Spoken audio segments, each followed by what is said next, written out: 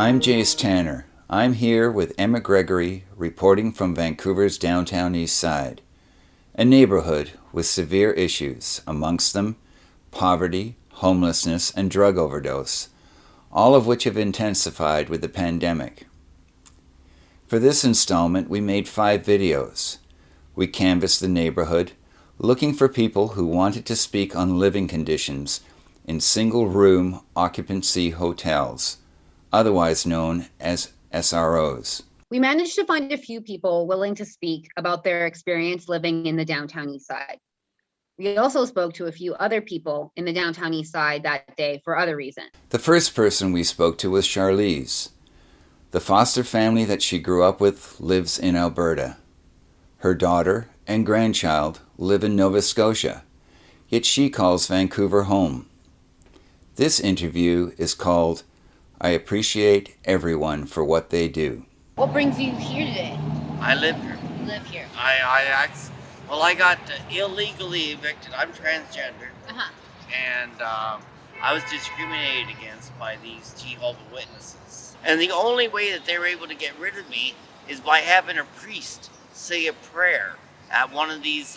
They gave me 7 different eviction notices. And it took a priest doing a prayer at the beginning of the thing. And they were able to get me to leave willingly and voluntarily. But it really screwed up my life. Now I'm homeless. I'm practically homeless. I was homeless since November of last year. I was homeless up until just the beginning of April, when I finally got into an SRO. Yes, this April. So where were you living? I was in December I went to Alberta to try to make things go there. Yeah. And try to be with my family, because that's where all my family is. It's in Alberta. In Texas, I have a sister that lives in Texas. Yeah. But I don't have any family that lives here in Alberta, or here in BC. Yes. The only family I have is my street family, the people I know on the street and that. And they hang out down here? Yeah, that's right. And when I went to Edmonton and that, and I just really felt that I wasn't really wanted, and just wasn't, because I've gone through a lot of changes in my life. And my wife wouldn't accept me. She wouldn't even accept me as I am. As transgender? Yeah, she wouldn't accept me that. She's all PO'd at me and was saying my in-laws. And I call in-laws or outlaws. I grew up as a foster child. I was raised by the ministry, more or less. In New Brunswick. And the province of New Brunswick actually paid for my trips out here. Believe that or not. Each of the trip, I came here first in 1976. And from 1976 till 1981, every summer I came out here for a month at a time. Why'd you and it come was out all here? paid for by the ministry. Well, I came out here because my foster sister was living here. My foster mom, she owned a 100-acre piece of property. Yeah. They're well-to-do people back. How to describe it? I was raised I had to say my prayers at night. And so here I am today. I still say my prayers. Christian prayers? No, Roman Catholic. And we're very strict about that.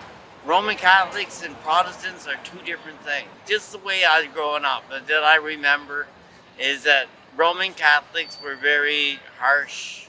Roman Catholics, you had to say your prayers at night, but yet you worked hard in the fields. Yeah. You worked hard for a living. You work down here, you sell things. I don't work, I just merely, I'm an entrepreneur. How did you come and sell poems and stuff? I have a COVID-19. It's COVID 2019. When it first came out, I wrote a set of 4 poems. Yeah. And one was called Today. Had a bunch of roses around it and had a little poem that goes with it. And then the next one that I wrote was called To Get. And then that also had some spices and herbs and stuff. So to get the right dish, you got to choose the right spices. So I wrote a poem regarding that. And then Changes was another poem that I had. And then Slow Down. Now anybody out there that's listening to this here right now, maybe they have because I sold like 1,000 of these cards.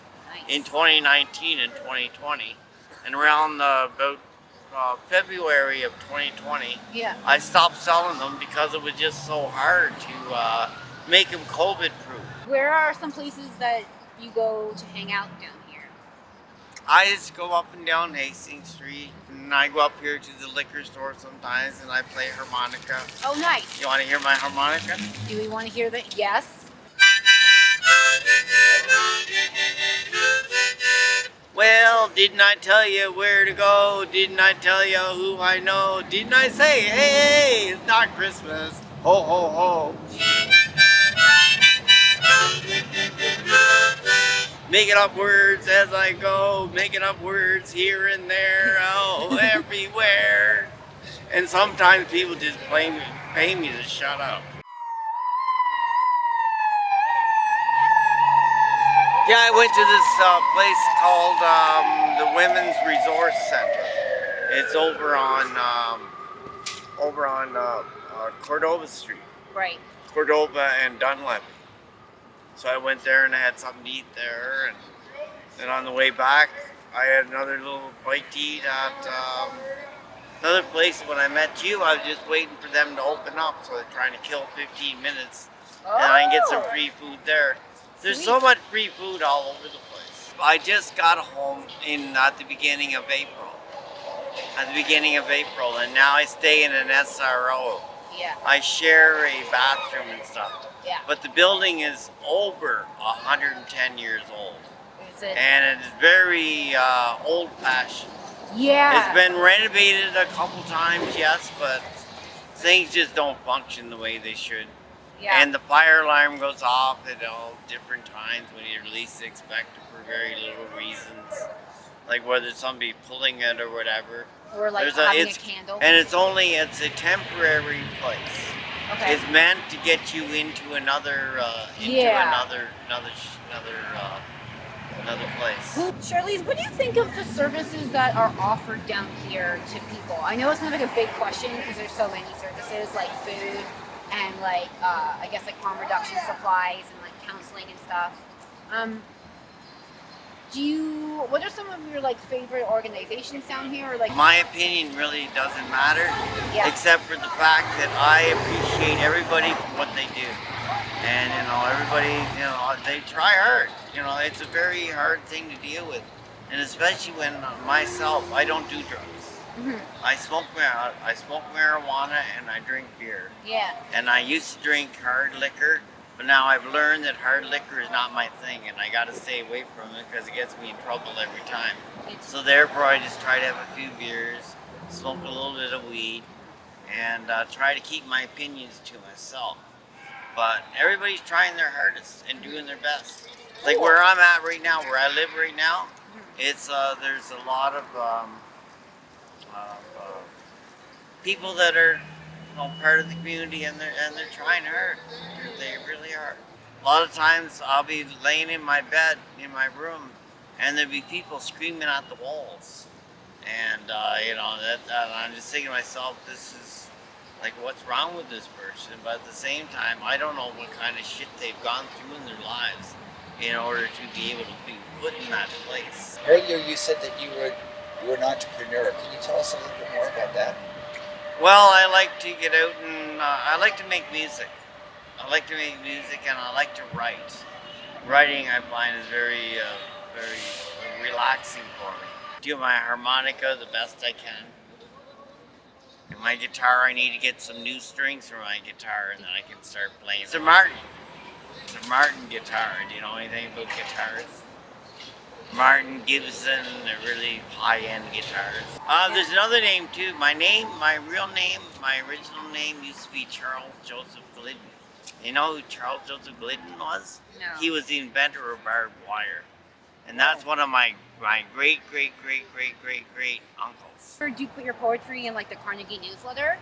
Yes. Yes, it has been. Yes, you look at Charles Joseph Glidden. Yeah, I bet. And Charlize Jose Gordon. When did you transition? That was about 10 years ago. You have it so great here in BC. Like the poor people do. Anywhere else in Canada, they just shit on you. Like they don't care. They want you to be working. Yeah. They just don't want. They were going to make me, after I'd been on social assistance disability. Yeah. For like almost 20 years. Yeah. And then moved to Alberta, and I was getting cut off everything like right away. And all I was going to get was my pension, and that was it. Where did you work? Where's your pension from? Where did I work? I worked at a lot of different jobs throughout my lifetime. Gotcha. I worked at Lionsgate Trailer Rentals. Almost had my truck driving license. Almost, but almost doesn't count. You've just heard from Charlize Gordon. Charlize is transgendered.